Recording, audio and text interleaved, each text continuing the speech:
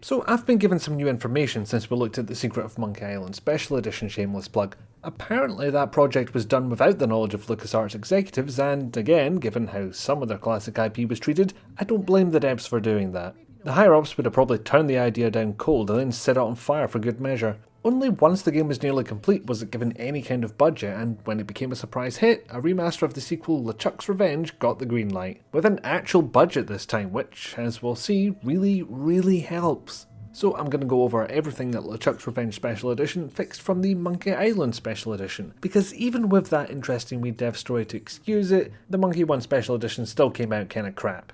Number 1. Animation. Monkey 1 Special Edition's mistake was to try and interpolate in a very general way, leading to the claw machine and reverse moonwalk maneuvers. This time they've made everything look a lot smoother in a way that's a real pain in the arse to nail down. I suspect they might not have adhered so closely to the original animation frames and instead drawn what looks best, essentially replacing the old animation with a new, similar looking one. The classic mode looks like it always did, and the remastered mode looks nice and consistent. In the case of Guybrush and maybe one or two other characters, they've made the animation a lot smoother, noticeably so. Their individual limbs seem to be interpolated this time, going from half-assed flash animation to at least three-quarter-assed flash animation. Breaks down a little if you're really paying attention to it, but for something that you'll see throughout the entire game, it's surprising how little it bothered me. Number 2. Artwork. Instead of Monkey 1's mishmash of painted and very obviously unfinished backgrounds, the art style in LeChuck's Revenge seems to be far more coherent.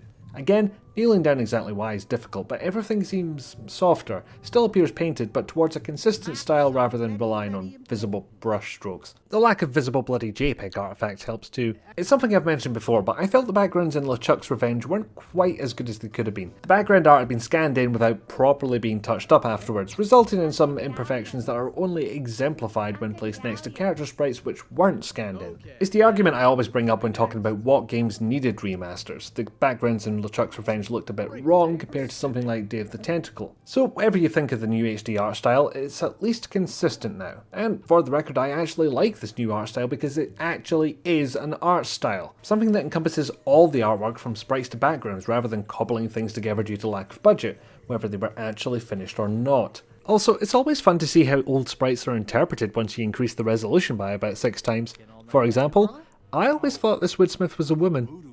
Number 3. Interface. Last time round the interface wasn't quite all there, arguably not even better than the classic Scum interface it replaced. Cumbersome and inconsistent, it was maybe the second or third worst thing about that remaster. This time they've gone with a coin interface. Not my favourite, but it's actually done well and certainly better than the first attempt. Left click to move about, fairly obvious, I can probably count the games that don't do that on one hand. When you wish to verb a thing, you click and hold the right mouse button and up pops a wheel of relevant verbs. Move the mouse left or right to pick a verb, then let go to do that action. This has the bonus side effect of both speeding up verb interaction, which can be a problem with a coin interface, and meaning that you can still right click once to use the default verb. You can't see the cursor while picking the verb, and whilst that means you'll occasionally overshoot your target, it usually works well. You also get object highlighting by holding the left and right mouse buttons, which is not only cumbersome and lacking a keyboard shortcut, but it can be a little too subtle to make out properly.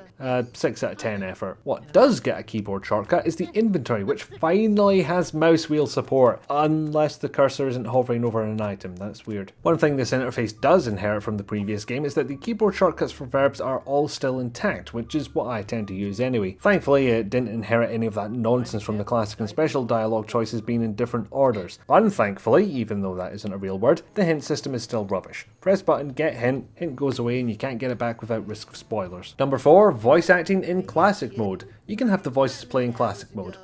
Pretty simple really.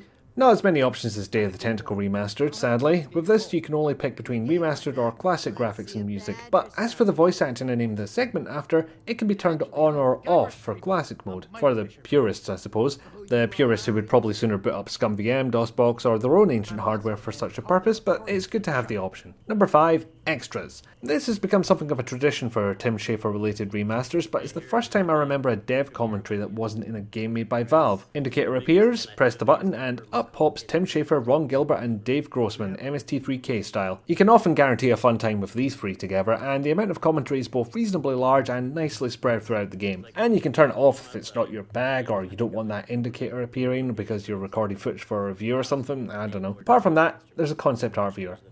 Yeah, I guess. Number 6. Music. One final thing to say about LeChuck's remaster is the music, and for the first time in Remakes and Remasters history, I actually have a negative. I know, it's a strange new world. It sounds a little bit bombastic compared to the originals, hardly ruins the experience, but it's there. Bonus points for getting all the iMuse music to sound correct while dealing with the actual recordings rather than MIDI music though, that must have been a pain. In conclusion, this is a great version to play. It took all the flaws from the first remaster, my one flaw with the original, that being the scanned-in backgrounds, and fixed a lot of them. Then went on to add voice acting, commentary, and a new interface which kept my favourite advantages of the old one. In fact, everything that was great about the Monkey 1 Special Edition is either still here or improved. If you want to play it the same way as you would have in 1991, you can do that too, which is advantageous since it's the only legal way to buy this game digitally. If you're a total diehard and you don't want voice acting all up in your classic games, you can turn that off too. Looking back, I feel like I might have been a little bit harsh on the Monkey 1 Special Edition. If the rumours are to be believed, it was a labour of love that eventually made it to market despite management. On the other hand, they were charging money for this. It's nothing new, many a game has come out in a state the developer would rather it didn't, so that's the merits I judge it on. What did you give us for our money? And LeChuck's Revenge Special Edition delivers a far better package. The labour of love got a proper budget and time, as much as Lucasarts management was capable of giving anyway, and I think they would have been proud of the result. Given the myriad of ways you can play for one single price, I don't have a problem recommending this one to you, or anyone really. Did I really recommend 2 remakes to everyone in the space of 3 months? Apparently I did. Funny how they were both LucasArts properties I'm not a fanboy. Maybe we'll get a 4K remaster one day that fixes all of these problems with the original to kickstart a whole new remake cycle, but currently that's in Disney's hands. And that's a scarier thought than I should end a video with. Ah well.